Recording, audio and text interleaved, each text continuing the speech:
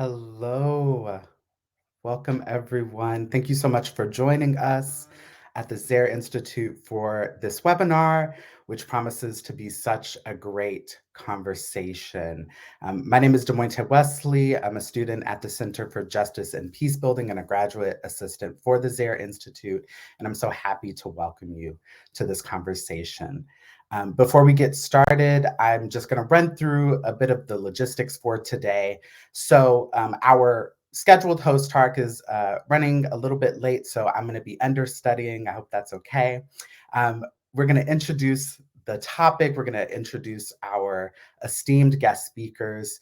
Our speakers are going to have a conversation around this topic of intergenerational conversations around restorative justice. There's going to be a Q&A session, so if you have any questions, please drop them in the comment section of whatever platform you're using to watch us from. And those will be curated and those will happen towards the end of the conversation. After that Q&A session, I'll have just a few more announcements and then we will close out. So I just want to give us an opportunity to introduce each of our esteemed guests, starting with Yarrow Skoblow. Yarrow is a Jewish dancing, folk music writing nature baby who has been intentionally immersing herself in restorative practices for the last 3+ years. And I'm going to read most of the bios for the benefit of people who are just listening at home. So in high school, after being deeply inspired by a nonviolent communication workshop and later reaping its teachings in an inflammatory interpersonal conflict, Yarrow knew that the ecosystem of human emotion, connection, and the ways we hurt and heal each other was a curiosity that she needed to pursue.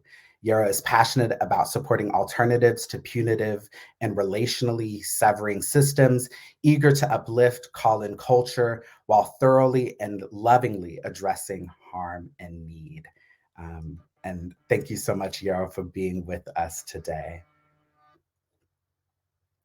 Next up, we have Jasmyn Story, who is an international restorative justice facilitator, doula, and the founder of Honeycomb Justice and Freedom Farm Azul. Named one of Vice's 31 people making history by creating a better future, they are a dedicated human rights activist with a decade of experience working in the voluntary sector. After completion of their MA in human rights at the University College London, they are currently completing their PhD as a third-generation Tuskegee University student. Thank you so much, Jasmyn, for being with us. Next up, we have Tammy Krause. Tammy has worked on federal death penalty cases throughout the United States for the past 25 years. She's the National Defense Victim Outreach Coordinator for the Federal Death Penalty Resource Council Project.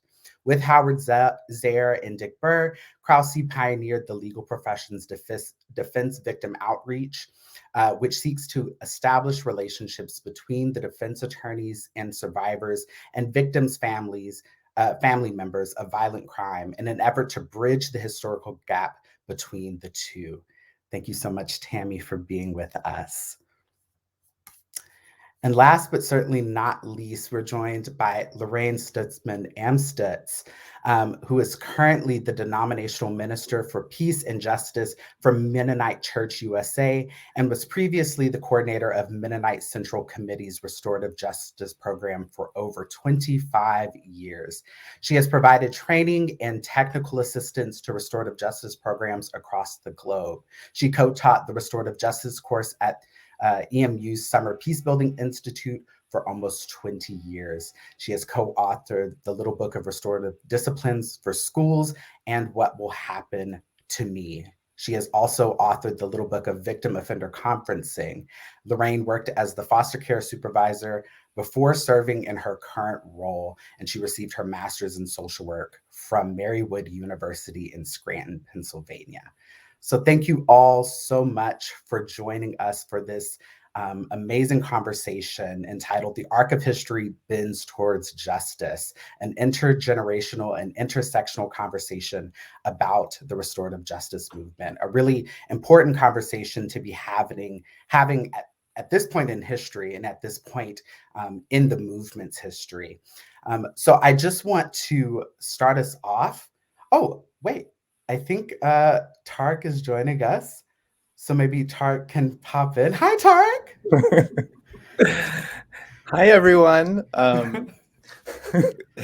Demointe, you were doing great. So I don't know whether to pop in. I'm here at least for, as a support. My apologies for a delayed train. Just got settled here. Demointe, on the spot, shall we? Do you want to share this? Maybe we can take. Yeah, let's do that. Okay. I'd love to start us off then with the first question, and to get right into it. And maybe what we'll do is we'll go in reverse generational order. So we'll start with Yarrow for this question here. The question is, who is someone that has been a source of inspiration for you from either a younger or older generation? Thank you for the question.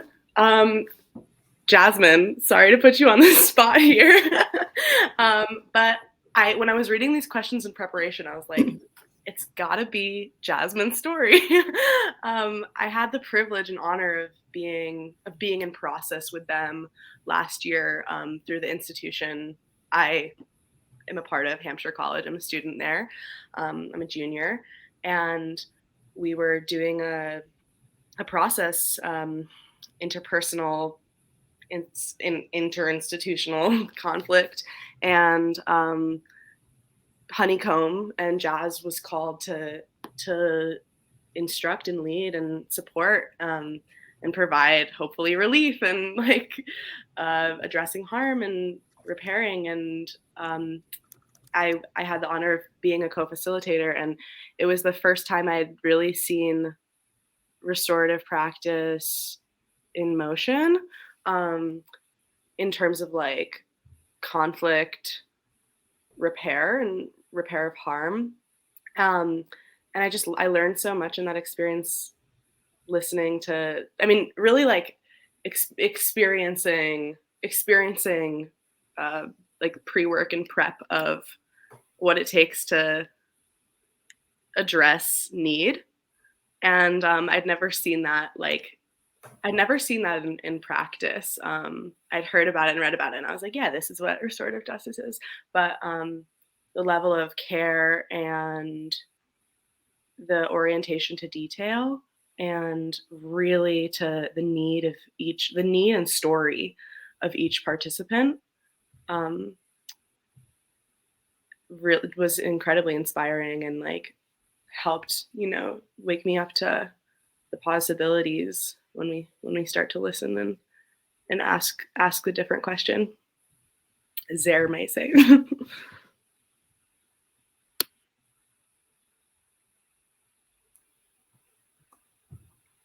Perfect. Jasmyn, you next. Well, I refuse to cry today. And I kept telling myself that this would be very challenging because I'm so proud. I think, so older generation, I'm gonna have to say Sujatha. When I was considering accepting the role as the first deputy director of the Office of Social Justice and Racial Equity for the city of Birmingham, which is an office that was novel for the state. First time moving back as a Black, disabled, queer person, I left the South at 18 and really thought I'd never look back. And I remember being challenged, and I looked at Sujatha and I was like, I don't know about this. And Sujatha said to me, and I will never forget this, it is an honor to be fired from all the right places. It is an honor to be fired from all the right places, which was this invitation to go into a place where I knew I'd be deeply challenged, where my responsibility would be to call people in and deeply challenge them, and to not fear the consequences of that for any employment. That is the mission, that it is truly an honor to be fired from all the right places. And then I want to just name the younger generation. While working at the alternative high school Black Diamond in Pittsburgh, California, I really listened to my students, and my students highlighted for me that I was in a space practicing restorative justice, being invited in to practice this and share this practice in an interpersonal way for these students. And yet there was extreme structural and institutional harm, things that weren't necessarily controlled by the school, but by the school district, right? Like mandatory suspensions for certain offenses. And it shifted my understanding of who I do restorative justice for. And so for my students, I believe that they gave me collectively understanding that it is my responsibility to call in the institution and to not apply restorative practices to unjust policies. And that was life-changing for me. So both my inspiration, Sujatha, and the people who pushed me further, my students at Black Diamond. And with that, I will pass it. Hi, everyone. I think for me, it's not necessarily a generation, it's actually a community. And I would say that the people who have really given me inspiration and courage are the family members that I've worked with, the people who've been most harmed, because they are the people whose lives have been grievously and most consequently harmed by the crimes that I work with the clients alongside. And the courage and the desire to actually speak truth to what they need and to how the justice system leaves them out of it and how we actually can better address their needs. That's really what has inspired me to continue doing this work for over 25 years. And I continue to learn every single time. And years ago, a hospital chaplain who's also a storyteller named Jack Shea said, every time is the first time. And I think that when I go into a case, that's something that I try to hold true within me when I sit with people, was that every time it's the first time. And so I'm grateful to people that I walk alongside.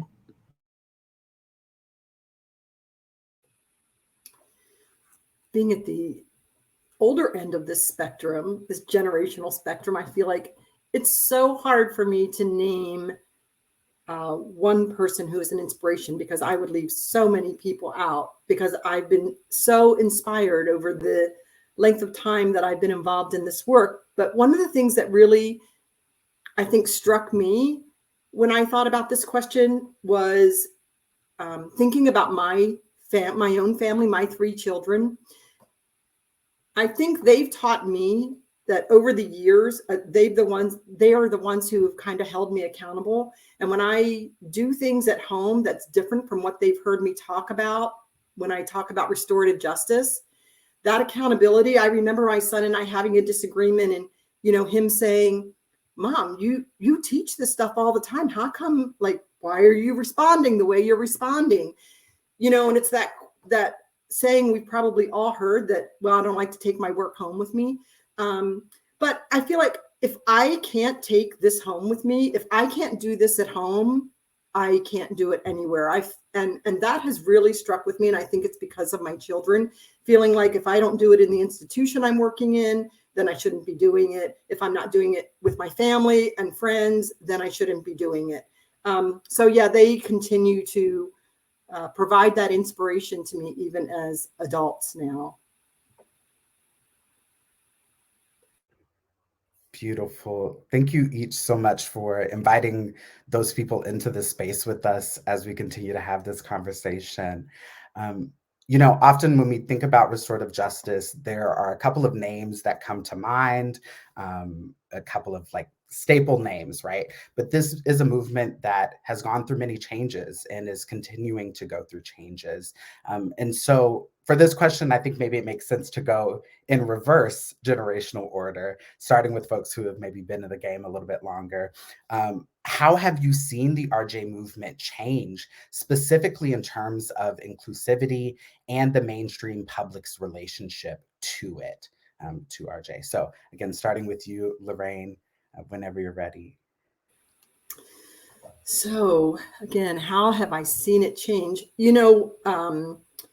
When I first started doing this work in Elkhart, Indiana, we weren't even talking about restorative justice. Restorative justice wasn't even language that we used. And so I feel like, wow, yeah, there has certainly been a lot of change over those however many decades from when I first started.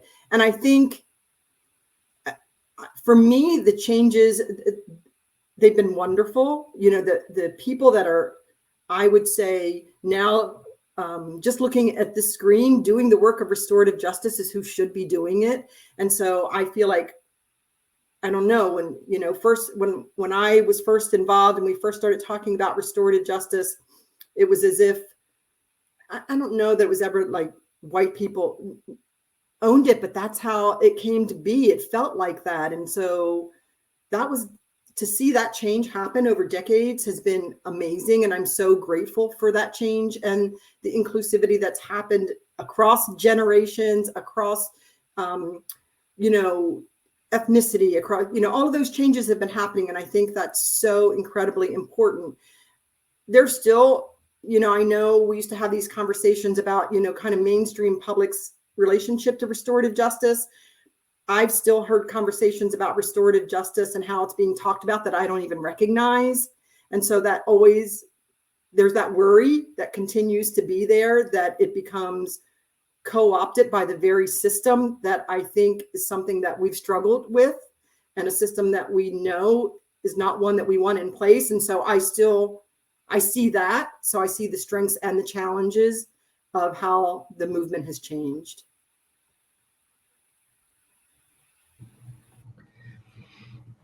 Lorraine, it's interesting that you talk about, like, you know, it being co-opted, and you're concerned for that, because I think in some ways, the work that I do, because it is so entrenched within the actual criminal justice legal system, within the courts, that it's often seen as not being restorative justice. The work that I've done, like, people are like, oh, you're not really restorative justice. But I feel like I have been someone who has really tried with great principles to bring in restorative elements within our adversarial system. And I think what I have seen over the last 25 years in that very narrow bandwidth is that we have really butted up against an older generation who really sees the law so black and white and fight it in truly an adversarial way. And I understand the principles of our system, but it really doesn't benefit anyone. You know, when you ask, who is it to the benefit of? It's really just to the benefit of the system itself. And so there are times when I'm still working on cases where I think both prosecutors and defense attorneys can see victims as transactional. Like, how do we work with them to our gain? And I would say that happens on both sides. And that to me has been very frustrating and very hard, because if you really say that you believe in victims' rights, and if you really say that you're about the victims, then you would want better and greater engagement rather than limiting their engagement or their voices in that process. And I think what I have seen and where I have a lot of hope is the younger attorneys who are coming into the criminal defense system, or even as prosecutors. But it's more the defense, younger defense attorneys that I've seen, because they, whether they're getting it in law school or it's just this generation and the way they see things, but they're more dynamic and they see connections more holistically. So they actually see kind of the, like, without using maybe the language of restorative justice. And I know holistic is a touchy-feely word for law, but I think that they just see the connections. They see that, like, you know, this person has been harmed by this person. And so I think it isn't as transactional. I think that they can say that, you know, there can be a both and in that. And that's what we've really been trying to talk about with Defense Victim Outreach for 25 years, is that we need to get rid of or eliminate or reduce the either or thinking, that black-white thinking, because both parties have needs and the system can serve both parties. And I think it's the younger generation that's truly inspiring to me, that, like I said, when they come into law, that's how they're really thinking. I love the reverse order, because I'm gonna pick right up and add to, like, the holistic lens, right? This lens shift. I think what I have seen, and I come into this space through the House of Carp I would say that I started to experience restorative justice dialogues on a national scale in 2015. So I want to put us into time context too. In that space, what I was experiencing initially was this question, especially around race, was like, do we talk about this? And the fact that that was like a question, like, do we? Like, does restorative justice have room for race?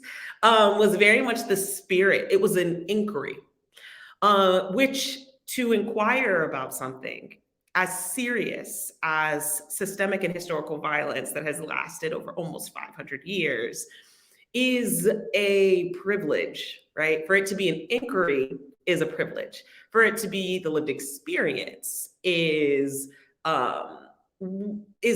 what really was happening for the people that were not in the room, but were the people who were,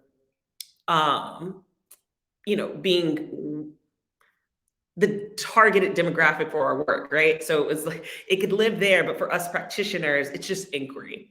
So I think the thing that I've seen shift since 2015 more than anything else is an expanding of the understanding of harm, and not just in this relationship to normative values like the legal system, but instead really understanding that harm exists in so many different ways. The experience of harm does not start with the initiation of a procedural moment, right? So it's like, oh, now process has started. Now we can talk about harm. But we're going to talk about harm with the incident that brought us to a procedure. We're not going to talk about harm in the context of the individual who had been in the space. I remember early on, the first thing that awoke me to this in 2015, that this was a problem that our movement had, was I was sitting in a room and Nuri said to the group, I don't know why we talk about restorative justice when a young man steals a bike, but we do not talk about restorative justice when it comes to the community that left him hungry,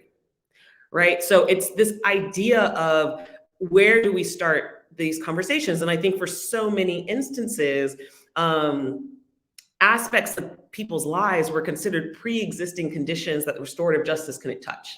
Right? So the experience of structural violence in all kinds of ways, classism, gender-based violence, racism, those are pre-existing conditions. You brought that into your process. The process doesn't hold that, right? And I think that has been, at this point, a disbanded thought process. I don't really see that in our spaces anymore, where the idea that someone comes in surviving various intersections of structural violence, that they're supposed to check that at the door because we're only here to talk about the mailbox that got run over. But instead, no, there's room for all of it. And I want to name that I continue to learn. There was a brilliant moment with Yarrow and I while we were practicing, and I was explaining to them how I had for years explained to people who a support person is in the process. And they looked at me and they're like, in the most like, I'm going to have to say most jizzy way, it's giving fat phobia. And I remember being like, you're right. Right? Here's another moment where I have absolutely, in my periphery, missed how my own language doesn't leave room for this real structural harm that is fat phobia in this nation, and how it shows up in the space. So here I am listening to my own spiel and having that beautiful call-in from the generation coming right behind me saying, actually, no. Yeah, you might be the person who brought race to the table in a different way, but there are so many other intersections that you still have not explored, right? And especially as someone who walks the world with slim body privilege. I know I'm frozen at the moment. Can you hear me? Okay, cool. Yeah, I think in terms of that intersectionality, like, that's something that I want to say, like, oh, my generation, like, we know how to do intersectionality, but I don't. I think that in the excitement towards intersectionality, things get lost too, and like we forget what we came here to uplift, and like, who we're doing this for. So I think that's a difficult balance as well, and like something that has to be addressed with love and patience by like multiple practitioners and participants. Like, how do we hold that? Yeah, it's just I'm thinking in response to like how the movement has changed. I don't know how much I can speak to that given my like positionality to it, but I will say I think a lot of my peers know what restorative justice is. Like when I say, "Oh yeah, I study restorative justice," people are like, "Yep." Like there's a lot of nods and people know what it is. I don't know how they know. Like I don't know where they're learning it. I know where I'm learning it, and that is through these avenues within my like private liberal arts education. And I think that just saying that out loud is like this like wave of privilege is like in the air. And I'm thinking about yeah, who do we do this work for? And I'm thinking like everybody, like the collective, everybody who like deserves repair, who deserves relationship. And yeah, my peer group in my like I said, my private liberal arts college, like they know what restorative justice is, but my friends from home like might not. And that's something that I don't know, that's something that I'm thinking like towards the future and thinking about how how can how can the work that my generation in restorative justice is doing, how can we bring it outwards outside of these like bubbles of like heightened social inquiry and thought.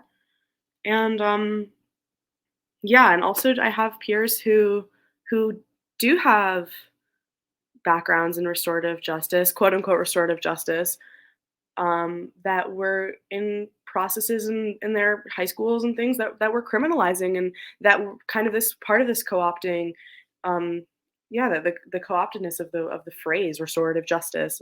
So there's harm in that too that like needs to be addressed in my peer group, like people who come and maybe they see a restorative practice happening at Hampshire, and it brings up all of these like questions of what is that actually, because there's a lot of experience of I would say failed attempts or just misdirected attempts at RJ. And um,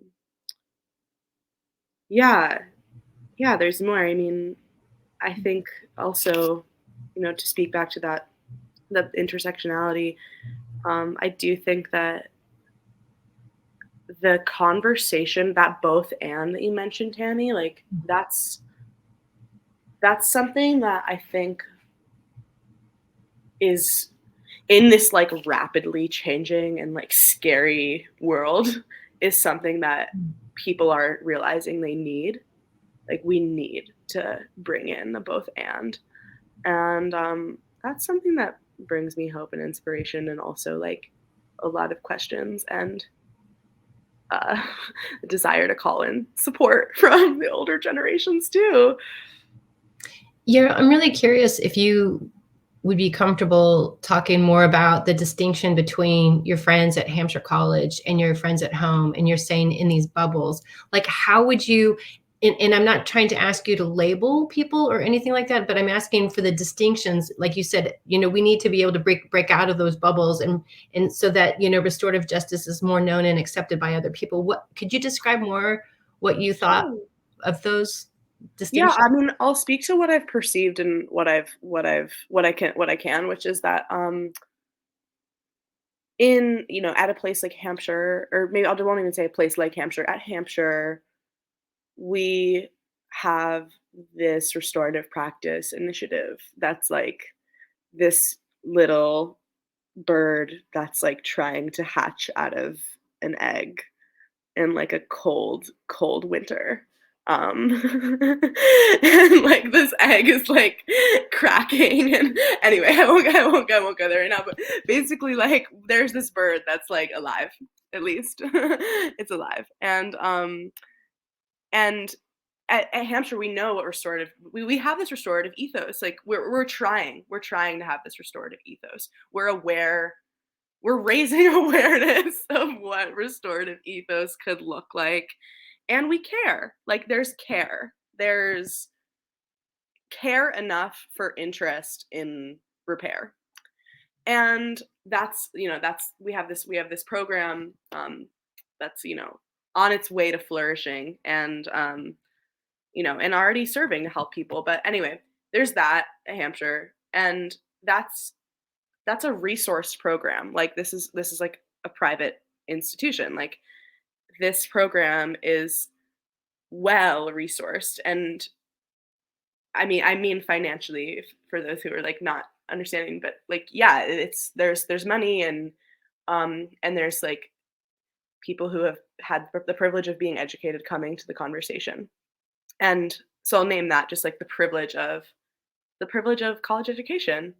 And when I say like friends at home and or like I don't necessarily mean like just specific people at home, but like people who I went to high school with, and friends, yeah, people who maybe have attended like smaller community colleges, who are like trying to get their degree so they can like enter the workforce and like lived. I mean, just like me, but these like less resourced institutions who aren't bringing in conversations of restorative justice.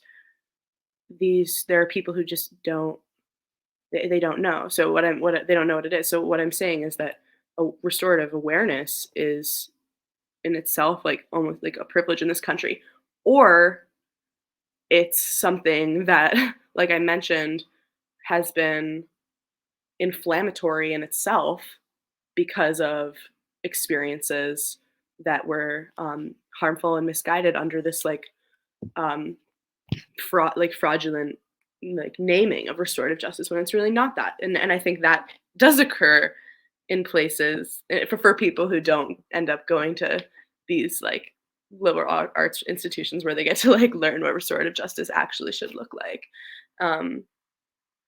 And yeah, I'm just realizing like in this moment, like, wow, like that's another like really big concern of mine. Like there are people at my school who experienced harm via that like co-opted restorative justice thing, and there have got to be like so many more people who have experienced that, who like haven't had like the privilege of going away to some college to like learn what it should look like. So yeah, I mean, that's like a hugely inflaming. Does that answer some of your curiosity?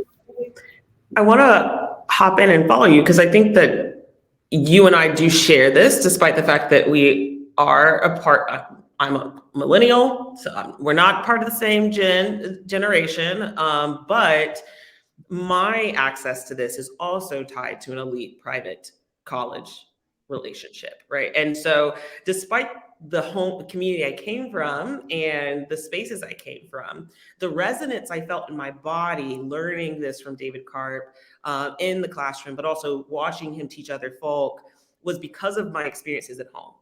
I came to college as a violent survivor. I had already been through the criminal legal justice system as a survivor, but I also went through it as someone who survived on the outside for a parental figure that was my older brother, who did almost 10 years, and very much felt like I was robbed of a parental figure in my life.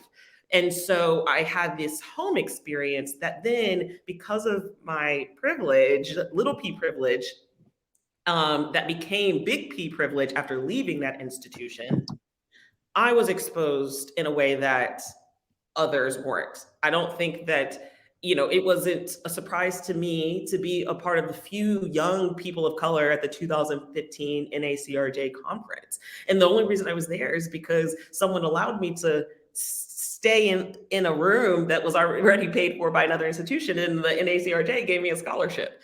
And so now I walk with a different level of privilege now, but I want to just name, I resonate with this idea that going to institutions where you're encouraged to think, when you're encouraged to sit, when you're encouraged to explore. My sister went to a big state school. I watched, that was not her experience, right? But these smaller schools that allow for really any kind of philosophical exploration, there is a privilege in the space to think alone, the freedom to think alone.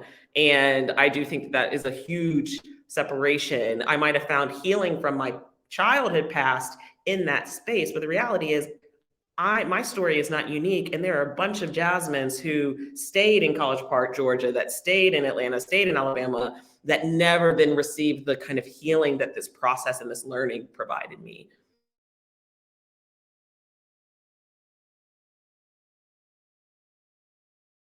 Thank you both. Yeah, thank you, everyone. So you mentioned the different, Jasmyn, connecting across generations, shared concerns. We've heard about how inclusivity within the movement has really expanded, and where the mainstream is at, where in some ways restorative justice has become more widespread, more widely understood than it might have been in the past. But recognizing and acknowledging that each of us lives in certain pockets and communities. So the next question is really about kind of as we, as time unfolds and the culture of each generation changes, whether that's because of trends in technology that occur, shifting awareness around various social issues, as has been discussed, whether it's the state of the world and what is externally, what are we facing with new issues and crises that come upon us, and new language to describing them. So the next question is, how is RJ in sync or not in sync with these generational culture changes that are happening around us? And I'm going to see if anyone wants to take a first go at this. Otherwise, I'll ask Tammy to take it. Oh my goodness. Well, I think in some ways, I'd almost go back to what I said at the very beginning in terms of like who's causing inspiration for me. And I think it's just that where I see that for me it is in sync, but it's also, there's like some growing pains in that, because I think we are seeing in our society in toto, like a lot of growing pains. And I think it's because we have people who are really trying very hard to hold on to what was, even though what was racist and unfair and misogynistic and, violent. And so I think what gives me hope is this generation that is coming up, my children, the women who are on this, platform with us, because I think that people just are more engaged and, like I said, more dynamic in their thinking. And it's just, we were talking about this the other day, like, I find when some people of a different way of thinking look at the younger generation as disengaged, like they're always on their phones, they don't know how to talk, blah, blah, blah, blah, those kinds of things. But actually, when you actually talk to people of a younger generation than I am, they are far more engaged, they are far more informed, they see how things affect and impact one, like they don't think in pockets, they think much more openly about things. And I think if restorative justice can actually penetrate or saturate or go into those other kinds of communications, I think that it will actually transform a lot of the way we are as a society. And I really think that it has the opportunity. And I think there is a lot of things on the cusp about that, because I think people understand that violence isn't the answer, but I also think we have to look at it systemically of like, what are we doing within our systems that continue to perpetuate that violence? And I think it's really, it's a system of the haves versus like, we don't want to give, or not against, but I'm just saying there's a lot of people who don't want to change things because they benefit from the way the system was. And I think this younger generation, I'm really hopeful for this younger generation to actually bring in the power and the voice and the clarity that I see within them. So they're the ones that I actually think I have more hope for this current and future generations coming up in our society than I do for my society generation. Sorry, Lorraine, no offense to you, because, you know, you're just a little bit older. I'll take it. It's okay. I really appreciate that response because, Tarek, sorry, I know you didn't specifically name who should go next. I just kind of jumped in. Is that okay? We're good. Very welcome. You know, I think that part of, you know, how is restorative justice in sync with generational cultural changes? I don't know that I'm the one to answer that, but I do know that it requires, I think, people from my generation to step back, because I think there were so many things that we had a certain mindset about what we thought about restorative justice, and it was so limiting, honestly. But at the time we were doing it, it felt really like, wow, this is amazing, and this is something all new, and it wasn't. And we certainly learned that from other listening to our colleagues of color to say, okay, this is not something that's just been invented. This is not something that new. And the conversation we had about how it, you know, the intersectionality of it, you know, it's not just between one victim and one offender, even though that's what we trained for many, many years. So for me, I think it did take like stepping back and listening to those who were asking the questions about, is this all it is? And look who it leaves out. And until I think for my generation to step back and say, oh yeah, like we limited it. And we also put it in the context of, you know, kind of, for me, my white settler mindset and how that impacted those who were coming up and asking those questions and making those changes and being able to step back and say, absolutely. So I hope it's in sync, because I hope feeling like, yes, stepping back and allowing for that, because no one owns it. And I think the more we talk about incorporating it so that it meets the needs of those who are asking about what restorative justice is, for me, that's so significant that unless I'm willing to step back and hear that, then I think, I shouldn't be, again, involved in the field if I'm not willing to sit back and do that and allow for that to happen. I think about, the things that I've learned from, you know, my colleagues who have said, okay, that was one way of doing it, but now there's all of these others. And it's not, you know, we talk about restorative justice and say, when someone asks, what is the definition? I don't know, put 25 practitioners in a room and you'll have 25 definitions. So, you know, there's that piece of it. No, I don't get to own it and say, this is what it means. And yet I think when we talk about it from the standpoint of you know, values, even sometimes that makes me uncomfortable because we have different definitions maybe for what even that means. But I think it's in those conversations, if we're willing to continue to do that and allow for the change that I've seen, then I think it can certainly happen. And I think it can be in sync. So that's my hopeful stance at the moment.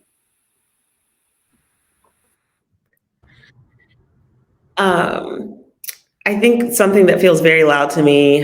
So if millennials are defined by the children of the participation trophies, I think that's how clickbait news like to categorize us for years, right? We're the participation trophy folk. Everybody gets a ribbon. I think that what that provided as a student facilitator, what I felt like I saw in a student movement towards restorative practices was that, the idea of everyone coming to the table, or if we're going to talk about healing or justice, everyone should be there. I think that spirit absolutely lived in the millennials. Where I feel like we missed is, now, do we have a responsibility for everyone's needs? That, I would say, does not belong with us, right? Because the idea of the blue ribbon, the participation trophy, is it's still mine, right? I feel good because I got something as well as everybody else. That's very different than everybody deserves a participation trophy. Only 4 people got them. How are we, a group of 6, going to deal with that? And that feeling like a gap. What I think about with Gen Z and my wonderful experience working with students over the years who are now adult practitioners is I think about the spirit of Steve Bantu Biko from South Africa. He said once to Donna Woods, I have no interest in going into a restaurant where not all of my brothers and sisters can eat. This deep rejection of this kind of limited access to privilege that was being extended to him because of who he was. It was like, no, thank you. That's not a restaurant I'm interested in eating at. I think that with Gen Z, I think there's more of a question of, if someone else isn't eating, should I have this whole meal? And when it comes to restorative practices, that's so important when you think about collectively meeting needs. And so I feel like that is, in my generation, in my experience, the idea of everyone coming to the table, yeah, I think the millennials got that. If we had to bear the brunt of the label of the participation trophy kids, I'm happy to say that meant we would gather in a circle. Now, what that circle produced, I'm going to pass it over to Gen Z, because I don't think that the energy to actually meet needs once we got there is the same. And I think that's what, both I heard from Lorraine and Tammy naming this idea of is it my responsibility to take care? Right? Do I have to? If I have, should I share with those who have not? Yeah. So I'm going to pass it to see what you think. Thank you. I have so many notes from everything that the three of you just said, and I think I'm at a loss of where to start, because I think, yes, this kind of I think there's this imagery almost of this baton being passed, and we mentioned this a little bit in our prep meeting, but or I mentioned it rather. I have a difficult time with that notion that it's a baton that can be passed, because as you named, Jazz, this is we're collectively meeting needs. That's the power of RJ. Or it can be. And I feel that Tammy named these three things that she's seeing in the younger generation that she's super hopeful about, and that is bringing a lot of inspiration and hope. And you named power, voice, and clarity. And I wrote them down and underline them, because I'm these are three things that are collaborative in nature. Power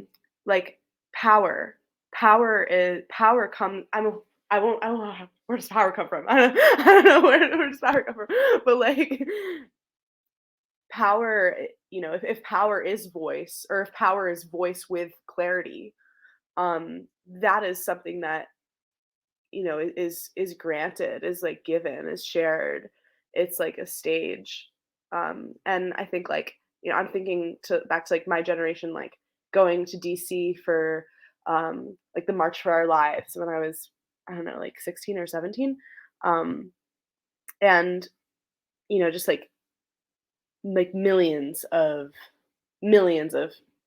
people in Gen Z marching, and just being aware and being angry, so much anger, and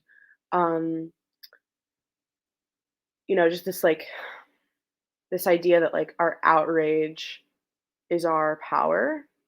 And I don't see that as being super effective in creating systemic change. And that concerns me, but also kind of gives me some clarity, because I'm well, if we're angry, it looks like we have some needs that have some harm that hasn't been addressed.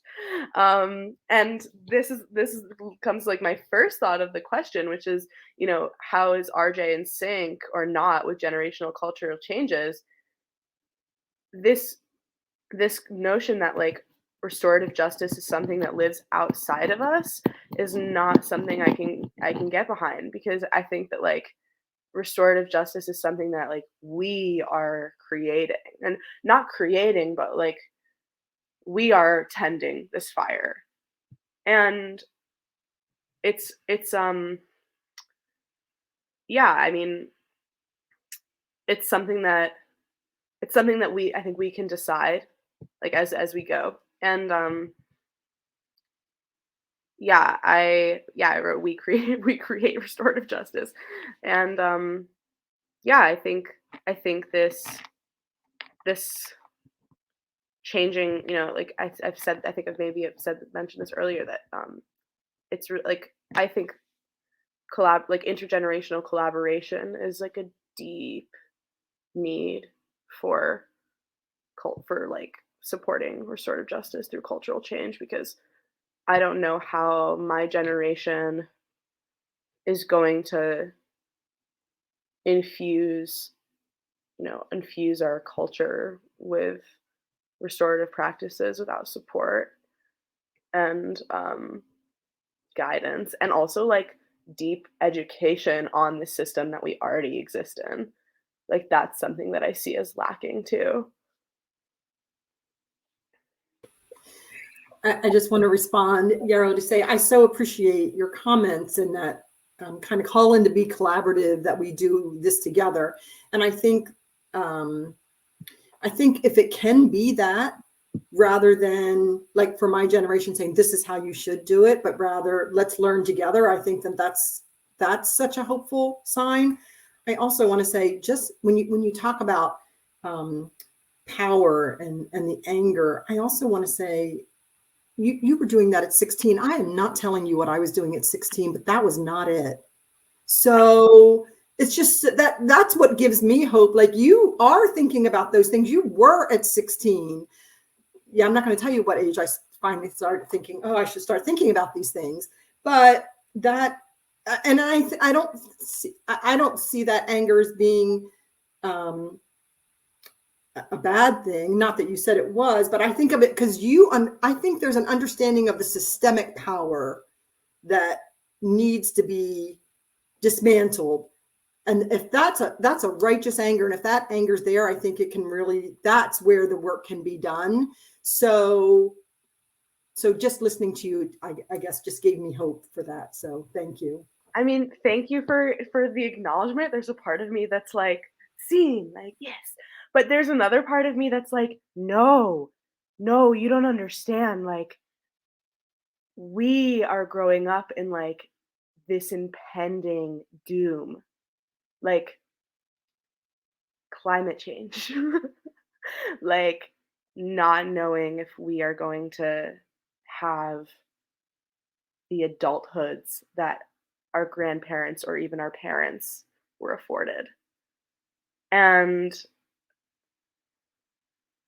yeah, like, that's why we were in DC when we were 16. It's not like, I don't know, there's a part of me that's like, I need to voice that, because it's not just like, oh, suddenly like we're better people and we care more than like older generations, because it's not that. It's not this like passive thing. It's like this like deeply like primal fear almost of like, how are we gonna like make this a better world, like while we have the chance. Like, it's like there's doom. I actually think, going on what Lorraine was saying about, your anger at your age, I actually think that in some ways, I mean, we were always taught, anger is actually something that is telling us that something isn't right. It's telling us, that something is going against what we value, or there's lacking of a voice in that process, right? Or we're not being heard or valued or seen. And I don't think that necessarily is anything to do, like you were saying, generationally, Yarrow, because like I was at that same march in 2016, and I dragged my 16-year-old son to that march, and he's like, it was his birthday, by the way. And he's like, like, this is what you want me to do for my 16th birthday. And I said, when you're in your 30s and, you're in a relationship with someone and they ask you, what did you do for your 16th birthday? You're not going to want to say you went to Chuck E. Cheese, like it's just like, like you want to be a part of this voice. You need to find a place to actually put your energy. And one of the things that was so inspiring to me about being at that march, is the fact that it was intergenerational, the fact that it was all different genders. I don't think it was run. There was a lot of cringeworthy stuff in there for me as a white woman, and I'm just going to name that because I think that we need to learn how to work together with that. I think, that, like we were saying in our prep session, I don't think that we necessarily need to just like hand over the keys. You know what I mean? Because there is, like you're saying, we need mentoring, we need leadership. And I think we need to learn how to lead differently. As you were saying before, it is a collaborative thing. And I think until we somehow break that mold of thinking that we have to wait till we achieve some things, or an age or a gender or a race or, educational stuff, I think we need to learn that all voices are valued, and it takes more time. That's one of the things that I think we are lacking in America, is that we are not willing to actually give time to that kind of process and to that kind of voice. I think that if you look at other countries who actually give more time up front for things, those systems seem to be more steady and whole. And I think that we could learn a lot from other cultures. I know there's a question, and I'm going to weave that into my comment about, like, are we losing something by having this conversation about generations in a monolith? And I want to name my personal opinion is no, because just like my Blackness is not a monolithic experience, in this conversation, I can still bring in nuance, and I can still bring in storytelling that would be missing otherwise, right? Do I speak for all Black people? No. Do I speak for all queer people? No. Do I speak for all disabled people? No. But in this space, my voice can be catalytic. And what I feel like I'm experiencing right now is this beautiful intergenerational catalytic moment. I am learning so much because we are speaking from our unique experience of our age. And I think that that is so important. And then I also want to comment on the idea of like rage. Who has rage? I was at a coffee shop a couple days ago in Montgomery, Alabama, with some like 5 about 70-year-old women. Now, I was not with them. I was eavesdropping because I have a tendency to be a voyeur. And these women were like sitting, and one of them looked, she goes, didn't 1968 just feel like the end? Didn't it just feel like the apocalypse? And all of them were going around. They're like, yeah, 1968 felt like it was done. And I just sat there and listened to them describe how impactful that was. And I think about my biological father, who's 70, and I remember him talking about being a freshman at Cornell in a group called Free People for a Free World, right? And so I'm thinking about the idea of rage as also a collective thing that with awareness and education, but I would also say that energy-wise, I was a lot more energetic when I was younger. That is just facts. I was a lot more willing to throw myself into the streets in front of a cop and in front of anybody when I was younger. And so I think that there is something that connects us with rage too. And I do think that that is important, right? We think about the 60s, the Children's March, right? Those were children marching for better experiences. They experienced rage. Now, they easily could be in this phone call right now, and they would be in their late 70s. And so though they might not get out in the streets tomorrow, I think that there's something beautiful about this idea of us having a dialogue about rage at these different points of our human experience, of this liminal, like these liminal moments of rage and awareness. Because hearing those women speak about 1968, I'm sitting here and I'm like, but I remember reading Orwell and learning about Orwell sitting in the 40s in a government office enraged, right? Which led to us having 1984, this idea that like, this is too much. And that was the 40s. So it's just like, yeah, I think there's something about age, a place for rage when awareness arrives, right? Because like rage and awareness, they're going hand in hand. And I also think that that's why it's so important that we do have these conversations where we're storytelling about where we experience rage at that moment. I went and Googled, I was like, what on earth was going on in 1968? Like, I was like, I think I know, but maybe I really don't know. And then I look and I'm like, the doomsday clock was up here, King, Bobby Kennedy, everybody's being murdered. I'm just like, yeah. Now that I'm reading it, 68 sounds like the end. And so I think that that's why these moments are so important. It is important for us to speak about our experiences from the point of age and the timeline and context of which we are understanding our rage. Thank y'all so much. Y'all better drop these knowledge, these truths. I want to loop in, and our next question was sort of going to be around Yarrow, what you were talking about of like passing the baton or passing the keys. Tammy, you brought in that language. But I actually, along with y'all's brilliance, want to pivot to a different question that we have in chat from Heather Manchester, one of the authors of a great book, which is called The Little Book of Youth Engagement in Restorative Justice, along with Anita Vadva and Evelyn Aquino. And she asked, what do dynamic intergenerational partnerships, they asked, what do dynamic intergenerational partnerships look like?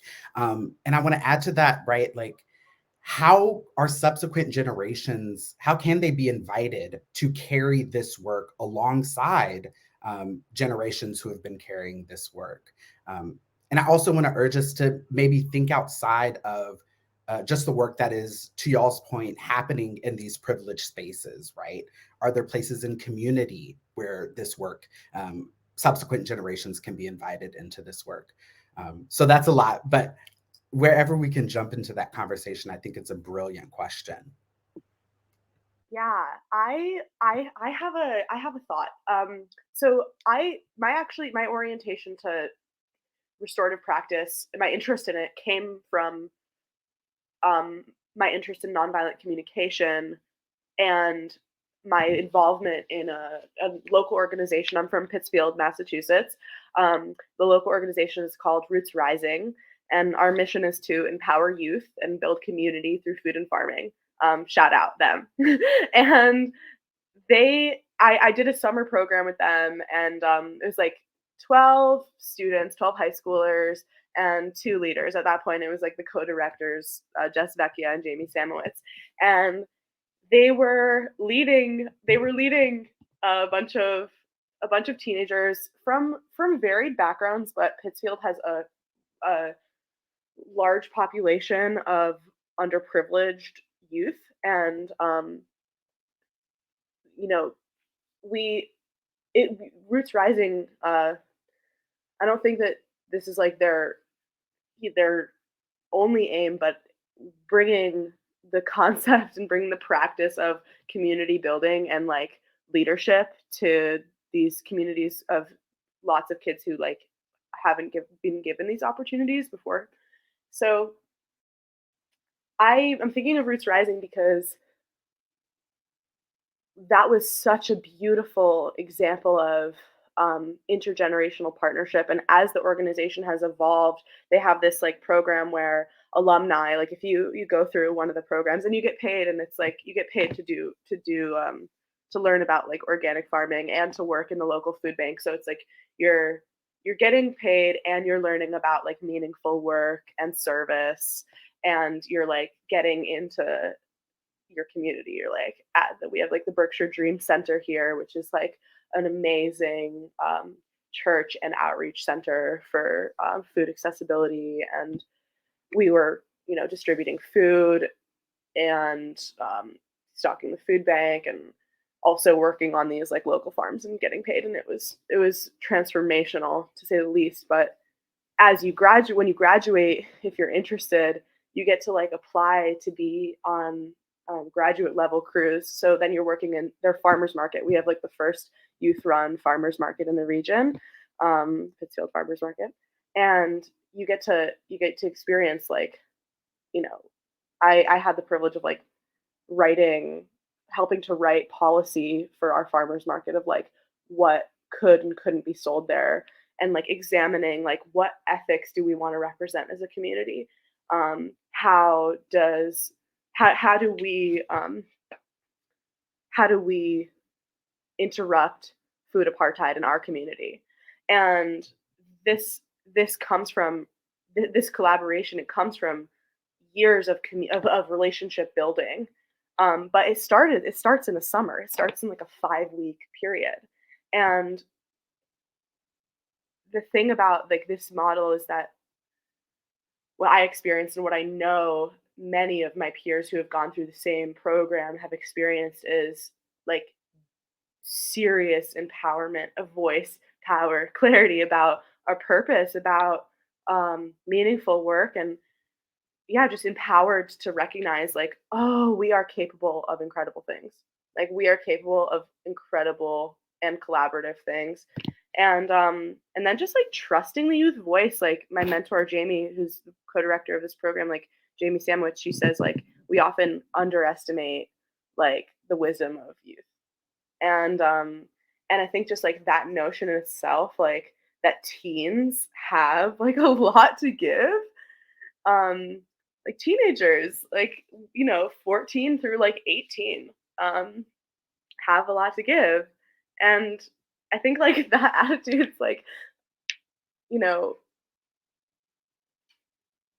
wasn't like me and my peers coming to adults and being like, hey, we have a lot to give. Like, do you want to pay attention to us? It wasn't that. It was like adults coming into the school and being like, anybody feel called to like come work on a farm?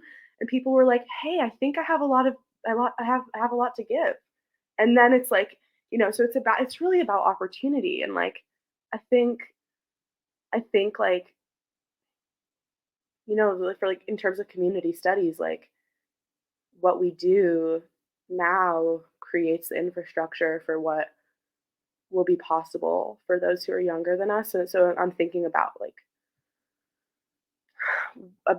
how do we what makes for dynamic intergenerational partnerships. It's like not ignoring the dynamics but honoring them. Yeah, with that I'll pass to whoever is called to speak next. Thank you.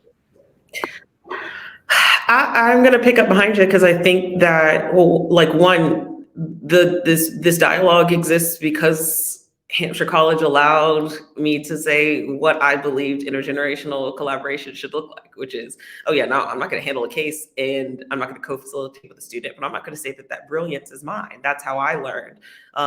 Duke Fisher would invite me to any case that I was fitting for.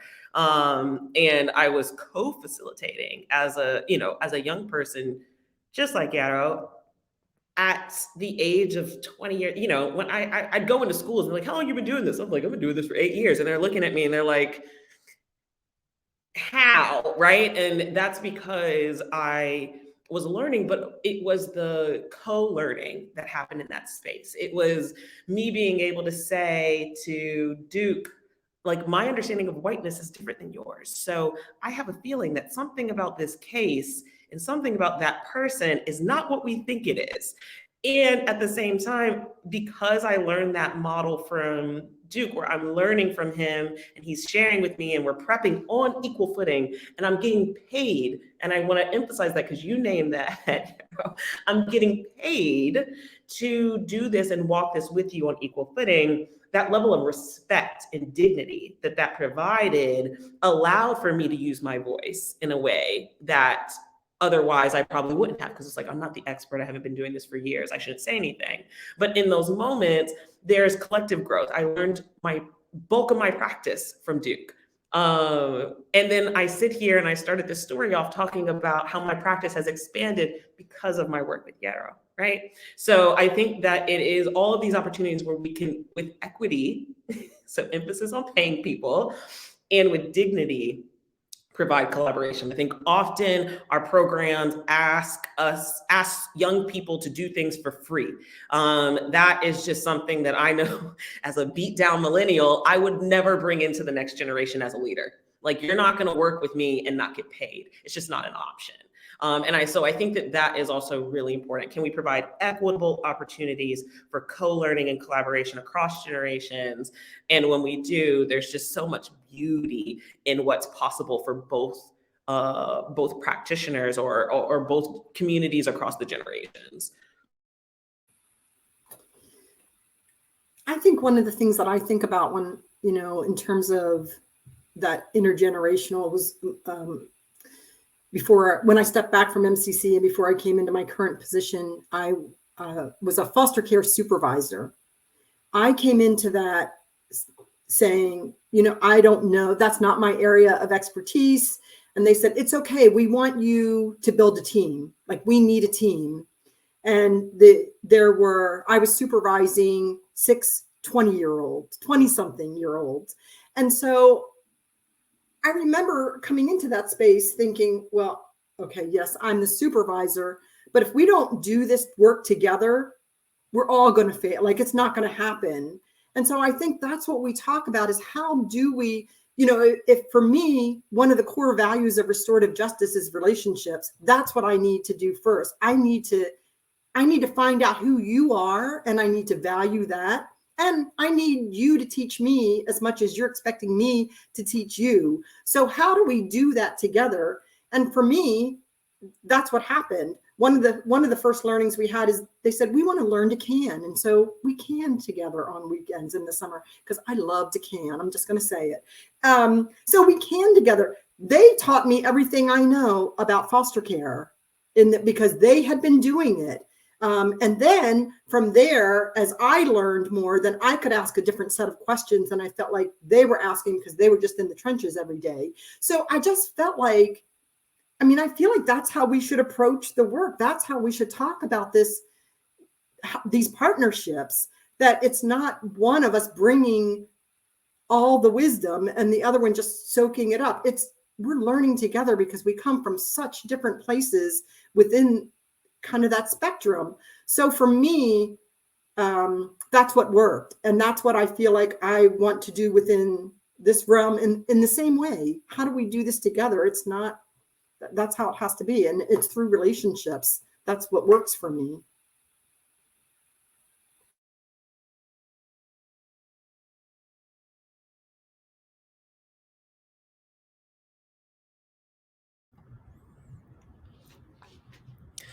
So we have another question that was offered by Kathy Evans, which is, she writes, I heard you name toxic individualism, this is to Jasmyn, as one of the greatest threats to education, along with hierarchies and a detethering of the soul. Can we talk a bit more about how these kinds of logics impact the way RJ moves forward? Maybe Jasmyn, if you want to take a first response to that. We'll see if there are any others. Wow, younger Jasmyn was way bolder than older Jasmyn. I'm sitting here, I'm like, I said that out loud in front of people. Again, really tapping into my rage, the way it shows up. So our work is about collectivism. Our work is about understanding how crucial our interdependence is. This nation was built on run as fast as you can, grab what you can, it's yours, right? And that individual foundation of particularly this nation lives in everything that we do, from every system that it's built, from education to the medical system, right? Like, if you don't earn a job, you don't deserve healthcare.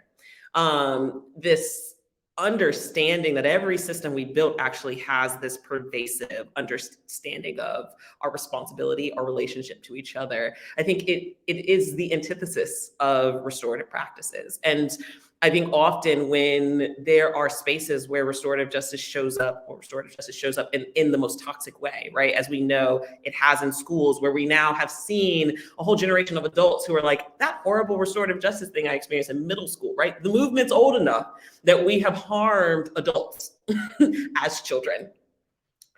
What those spaces, because I have been in those schools where we have restorative justice on the wall and we have hands-on physical contact to children inside the building, all of that, the moment that makes their implementation toxic is when we're trying to get an individual outcome from a collective process, right? If the principal needs to see numbers down, that's an individual desire that you're forcing onto a collective process.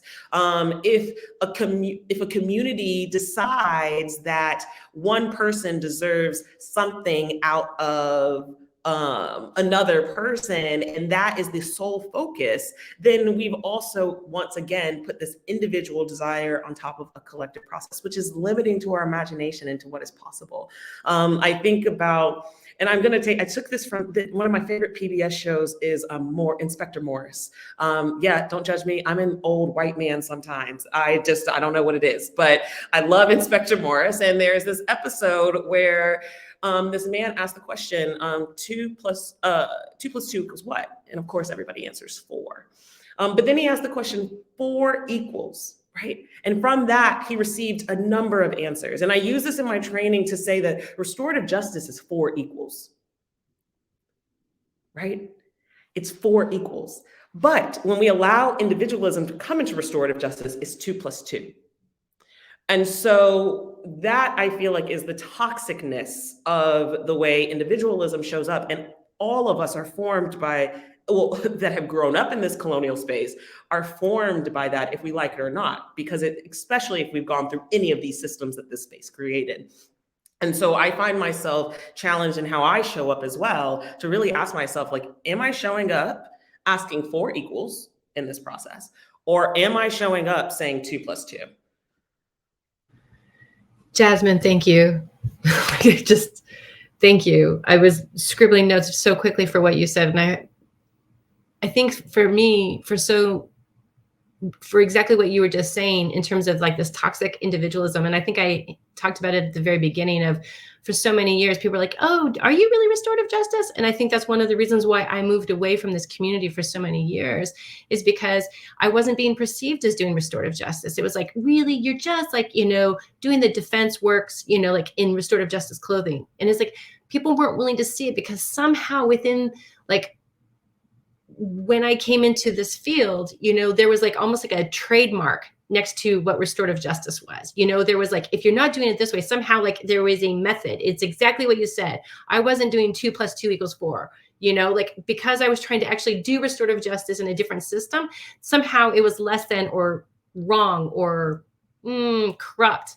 And so I'm so grateful for your language and for what you just said, because it made me go, oh, thank you. So thank you.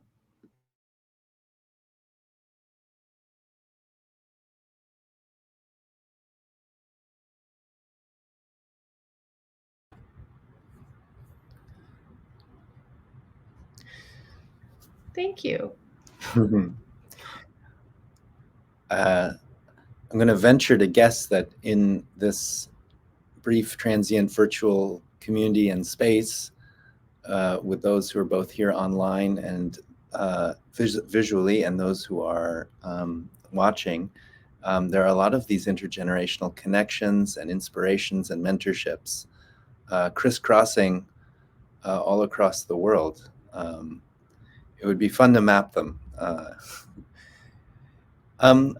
We had another question. Maybe we'll turn to that and see where it goes. Certainly, for those who are listening in, if you have more things you'd like to ask, this one is: where do you see a restorative ethos outside of the restorative justice movement, or where are other movements offering wisdom that we can draw from?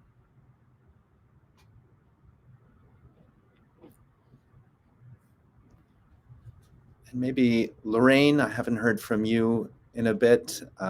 Invitation for you to start us off, or pass it along to someone else. Where do I see it outside of the movement? Again, I go back to, I don't think all the wisdom is within restorative justice. And so that's a really hard question to answer, because I think that I think it's in a lot of other relationships in my life, and how I see other people doing the work, but they wouldn't necessarily call it restorative justice. But they carry those values. They bring that wisdom. So I guess I don't necessarily, again, think it has to come all from within what we call restorative justice and how we define it. I think that just needs to be broadened rather than limited. So I feel like I see it, I experience, I hear it from lots of different places. And I don't necessarily think about it, oh, that's a restorative justice way of doing it, or that's not. I think, again,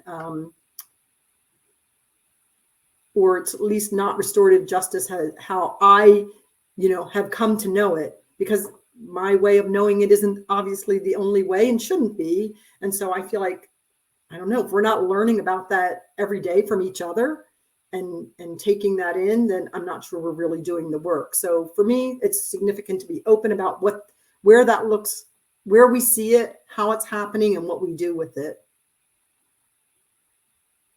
And that was because I didn't have enough time to think about it longer. So that was my first thoughts. It was a great thought. It was a great thought. I shared this with our group when we were in prep, and I'm excited to share it here.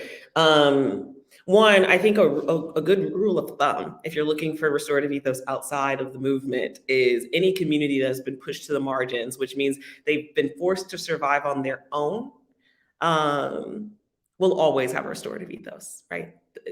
Folks take care of each other and they figure out how to take care of each other. Those traditions are way older than we ever imagined. And one community where I have had the pleasure in the last 2 years to deepen my support and because their ethos came to me, not the other way around, would be the kink and leather BDSM polyamorous community.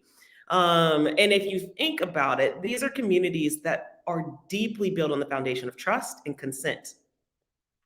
And so that means there's also a need, especially if you have been pushed to the margins, if you are considered an outsider to mainstream society, there is a deep need and desire for you to have to handle your own stuff. So if consent and trust is a foundation of our collaboration with each other in these spaces, when that's violated, we have to figure out how to handle it. We also can't throw our people away, right? Because danger awaits them on the other side. And so I think that is a beautiful space that I have really enjoyed being invited into, to share tools to really support an ethos that already exists. This need communities that have deep need for communication, right? The kink community is all about communicating what you like, what you don't like, what you can accept, what you will not accept. And so all of those things, building norms together, building values together, consenting, figuring out how to support each other after consent is violated, all of that for me is just like, oh, what a cool place to find the restorative ethos. And at the same time, it makes perfect sense. It makes perfect sense because this is a community that has, especially in the years of some of their early public movement work, starting in the late 50s, this is a community that has had to fight to survive and take care of each other. And so that is one place that I have found recently and been surprised in everything that I found for the restorative ethos.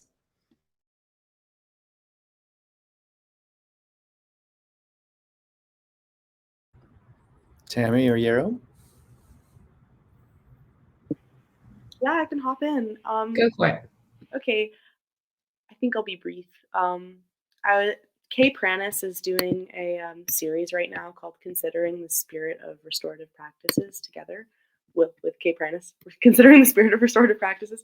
And I was on one of the calls, and she mentioned this thing that she credited to her friend Howard Vogel, this restorative impulse, like using restorative impulse instead of restorative justice. And I think in my first ever formal restorative justice training, which was led by one Jasmyn Story, Jazz said restorative practices, more I'll paraphrase them. Restorative practices is not a skill set, it's a practice. It's something that you bring in. You like you were saying earlier, Lorraine, like if you can't take it home with you, like how are you going to practice it? So yeah, this restorative impulse of being something that we can carry within us always, It's not a skill set. It's not something you like learn when you get your degree. It's something that you learn by like living it and with intention and with support too, and with community. Um, so yeah, I think I recognize that what you were talking about, Jazz. I think I recognize that in certain community, in like the Jewish community I come from, um, like a social restoration or a social restorative impulse that is kind of like separate from outsiders, like for people who don't exist within that community. Um, yeah, and I think I also see it like, I mean, I practice contact improvisational dance, um, and that's another space where consent is like most people in the room have like heightened understanding of what consent means beyond like no means no, yes means yes. Um, and not just verbal consent, but like nonverbal consent. Like part of my work right now is like I'm really interested in like how we communicate nonverbally and how those things like those communications are like just as potent as the verbal, if not more. Like um, like yeah, the animal body of us, like how are we, I think we're kind of like I think we're geared towards restorative impulse because we're designed to need one another. So I see it everywhere, and the more I look for it, the more I see it too. Yeah, maybe you agree.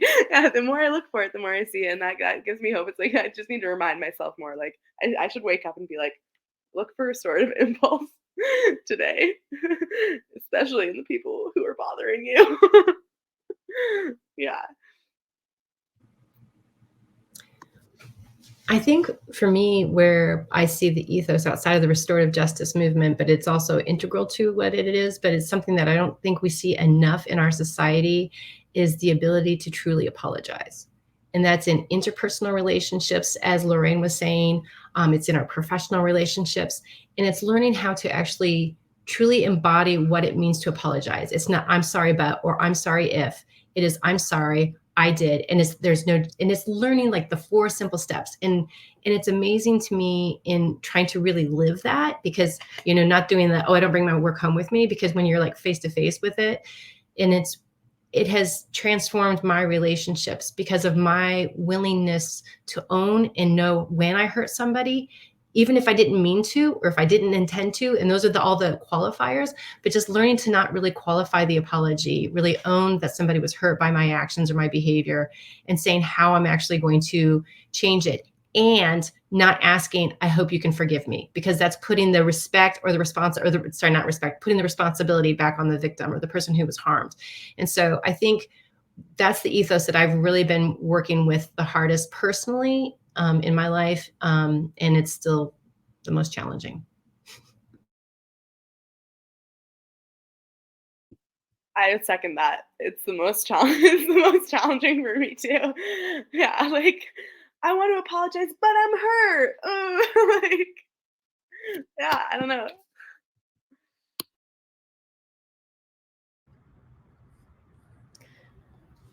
So perhaps we can move to a closing round of comments, thoughts, reflections. How has this space been for you? What has emerged for you out of it? And then we'll have our last words from the Zehr Institute before we finally close up.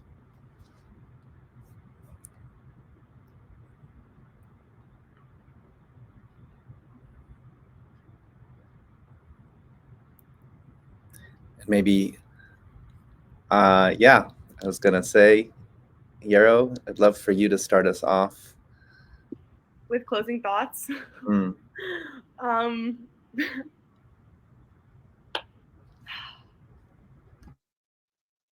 hmm.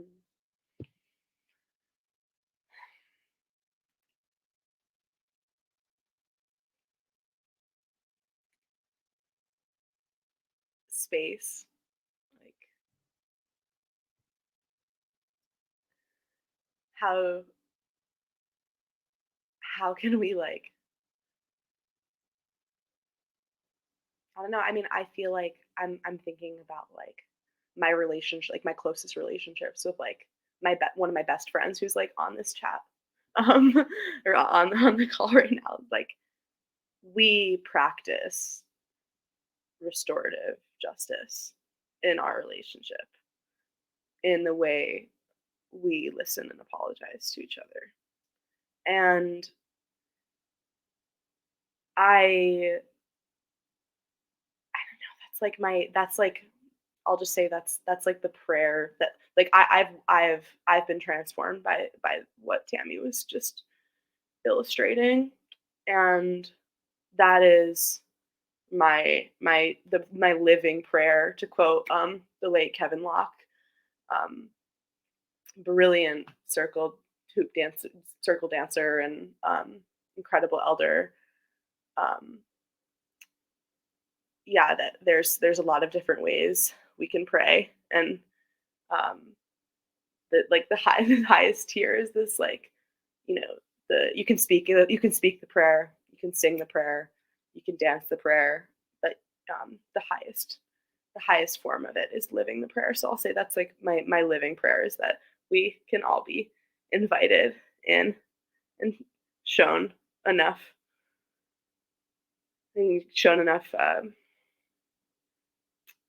decency to, like, see that we're worthy of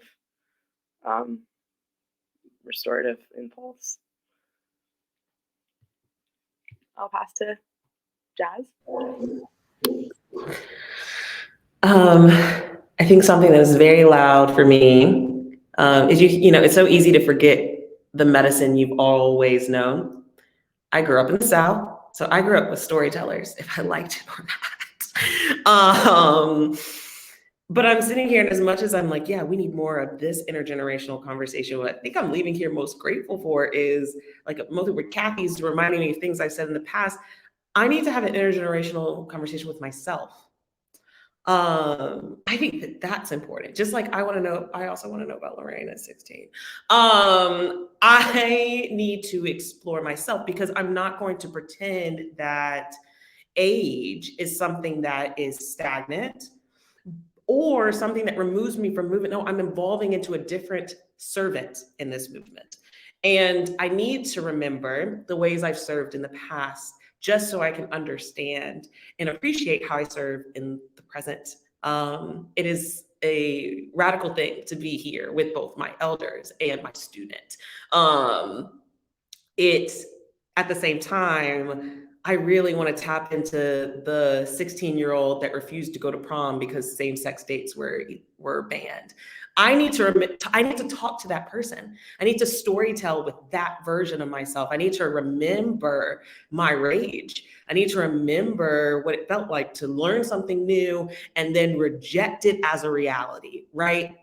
I think that as much as I am sitting here and I have a deeper appreciation for intergenerational storytelling in this format, I am having a new appreciation for the need to intergenerationally tell. Time is such a construct. I really need to have that intergenerational dialogue with myself. I need to remember what it felt like to be younger, and I probably need to speak into the future about who I would like to evolve into as a servant in the next couple of years as well.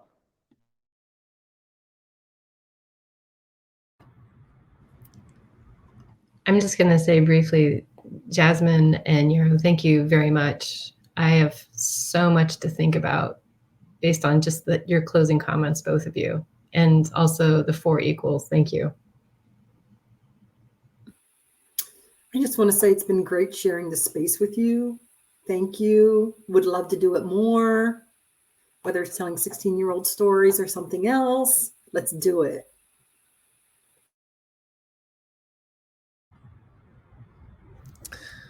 Thank you, everyone. I'll also share a couple closing thoughts, then pass it to Des Moines to finish us off. I think, Lorraine, you mentioned at some point you saw the way that the generation you were part of limited restorative justice from the perspective of what we see happening now with restorative justice. And I was thinking about that as well. I remember when I was starting to practice, and there were certain things from past generations that I didn't resonate with. And I'd say, you know, the older generation used to call them victims and offenders, and the older generation would only allow victims to initiate the process. And the older generation would talk about this, like, would have these particular kinds of steps around the process, and talk about the harm in a very narrow way. But I want to say that whatever happened, it opened enough of the door for the newer generations. I very much see, like, whatever looks like a limitation then, or whatever looks like a limitation now, probably was the lever, the wedge that allowed for the next generation to step forward and expand the language, expand our vision, our imagination for what is possible moving forward. So, and with that in mind, I'm just so eager to see what the next generations will bring, the ways in which they will expand even what we have talked about today into new places. And I hope that we can all hold on to the fact that we've been a part of a process intergenerationally growing, not as individuals, but as these intergenerational collectives growing rather than limitation. So, Demointe. Thanks so much, Tarak, and thank you, everyone, for being in this space with us. I just want to lift up very quickly something that Yarrow shared, this idea that restorative awareness is often a privilege, kept in privileged spaces, and how conversations like these and the conversations that we have in our own communities can really begin to dissolve those barriers of privilege. So thank you all so much for that conversation. Thank you for those who joined us in the chat with those amazing questions and insights. I just have a few more announcements from the Zehr Institute, and then I'm gonna let you go in peace. So we have an upcoming webinar exploring the divine connections between religion and restorative justice, an interfaith panel, and that's gonna be happening on Wednesday, April 19th from 12 to 1:30 Eastern. And as always, if you miss out on that live, there will be a recording, but we really hope you can join and join the conversation. And then another invitation to visit our site. Go check out the resources that are shared there. You can visit often to receive updates on the webinars, get connected to resources, and learn about events that are taking place. And you can partner with us in our continued webinar series or other work of the Zehr Institute. You can donate at that link. If you are doing great work that you want more people to know about, think about how you can partner with the Zehr Institute to let more people know about it. So with that, I thank you so much. I send you off with so much love and peace. Take care, and thank you again for joining us. Bye-bye.